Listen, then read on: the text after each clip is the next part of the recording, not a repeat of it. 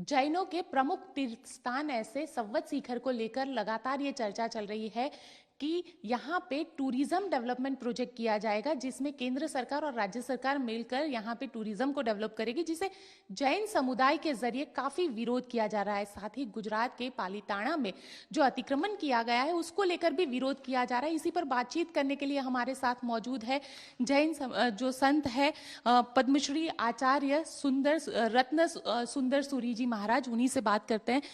महाराज जी, ये बताइए कि आप लोग इतना विरोध क्यों कर रहे हैं, और अगर सरकार ने आपकी बात नहीं सुनी तो आगे क्या आप लोग करेंगे? हम तो ये नहीं मानते कि सरकार हमारी बात नहीं सुनेगी, इसलिए नहीं मानते कि हमारी बात बिल्कुल सही है, राइट है, संविधान के मुताबिक है। हमारा तीर्थ हमारा है, उसको कैसे मेंटेन करना, कैसे चलाना हम तय करेंगे। जैसे मेरे घर में किसको आने देना नहीं आने देना मैं डिसाइड करता हूँ, तो गवर्नमेंट को ये करने की जरूरत नहीं है। बात रही प्रवासन तीर्थ होगा तो बहुत लोग आएंगे, मगर हम नहीं चाहते, क्योंकि क्वांटिटी बढ़ती है तब क्वालिटी में कुछ न कुछ कॉम्प्रोमाइज करना पड़ता है। हमारा तीर्थ का एक संविधान है, पिकनिक स्पॉट का संविधान कोई नहीं होता है, तुम कुछ भी करो, मगर तीर्थ का संविधान है।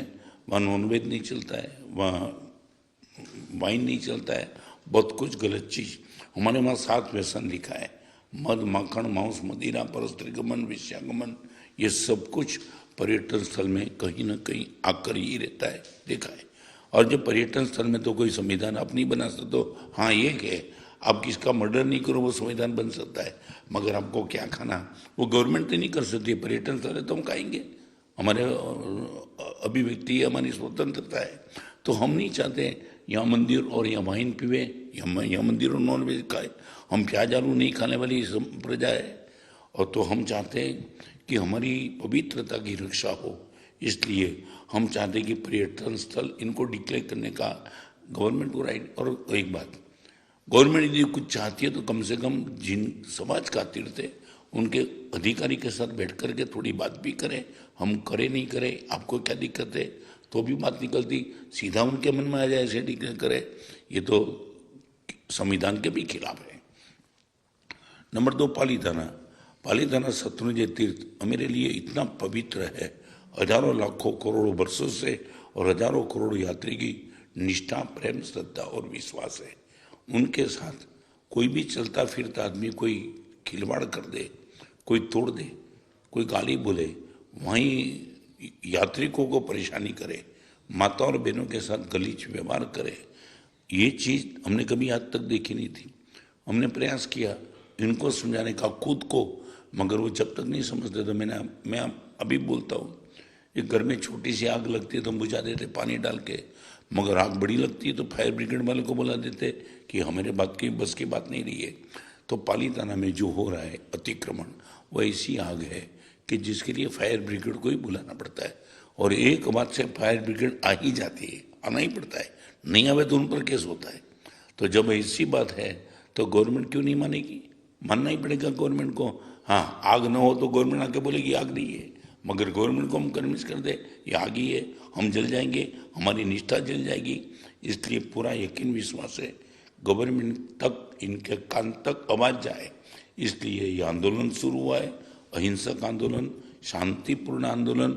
सिर्फ हमारी डिमांड, हम आक्रामक बनना नहीं चाहते, हमारी सुरक्षा करने की जिम्मेदारी हमारी है, हम नहीं कर पाए तो गवर्नमेंट करेगी, बस इतनी हमारी डिमांड है। जैन कम्युनिटी को अहिंसा के लिए जाना जाता है, वैसे में जब आप देखिए बहुत सारे लोग, हजारों लाखों की तादाद में लोग सड़कों पर उतर रहे हैं और ये भी कह रहे हैं कि उग्र आंदोलन भी करेंगे, तो कहीं ना कहीं आपको लग रहा है कि अपनी सोच से एक अलग, लेकिन अपने धार्मिक स्थल को बचाने के लिए जैन समुदाय जो है वो सड़कों पर उतरा है? आपको लगता है कि इतनी रैली लाखों लोग उतरे, कहीं हिंसा का एक भी छोटा सा भी प्रसंग आपने सुना? नेवर, एक आवाज भी नहीं निकली।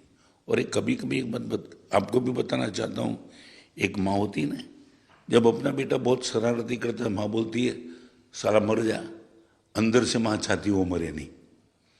माँ बाहर से बोलती है मर जा, और बाजू में कोई स्त्री बोले मार डालूं, अरे क्या सोचती है? तो ये आवाज क्यों निकला? बच्चे को कुछ ऐसे रास्ते पे जाने से रोकना था, इसलिए माने कहा साला मर जा।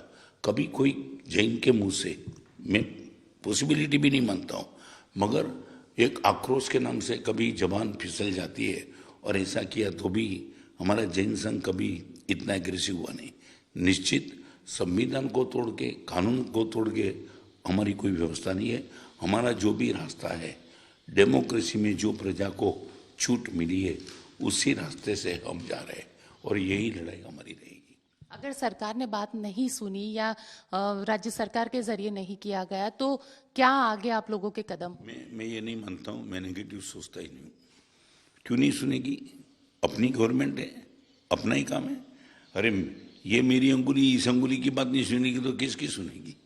तो हम 5 अंगुली में विषमता होती है, विरोधिता नहीं होती है। 5 अंगुली में छोटी बड़ी है, मगर एक दूसरे के खिलाफ नहीं होती है। सिर्फ जैनों के तीर्थ की बात नहीं, हिंदुस्तान के जो भी धर्म के जो भी अनुयायी है, उन सभी की सुरक्षा की जिम्मेदारी गवर्नमेंट की है, संविधान के मुताबिक है। मैं ये सोचता भी नहीं कि गवर्नमेंट नहीं मानेगी। क्यों नहीं मानेगी? यदि हम झूठे हो गए तो प्रूव कर देंगी, और उनको लगता है हम चुक रहे तो इम्प्लीमेंट करेगी। न्याय नहीं मिलेगा, हम नहीं मानते। मिलेगा, निश्चित तौर से मिलेगा। परमात्मा की करुणा हम सब पर है, गवर्नमेंट पर भी है, तो निश्चित तौर से मानेंगे। कानूनी मदद लेनी पड़ी तो लेंगे? नहीं, जरूर तो लेना ही पड़ता है। लेने में कई केस हमारे ऐसे है कि कानूनी, मैं खुद दिल्ली में था, सेक्शन के खिलाफ मैंने भी रिट पिटीशन की थी, तो मैं भी कानूनी तौर से गया था। इसमें तो राइट है, सबका राइट है। तो यदि सीधा नहीं उतरा तो कानूनी तौर से जाएंगे, मगर हम फुल स्टॉप चाहते हैं इनका। आज तक से बात करने के लिए शुक्रिया आपका। गोपी गांगर, गांधीनगर, आज तक।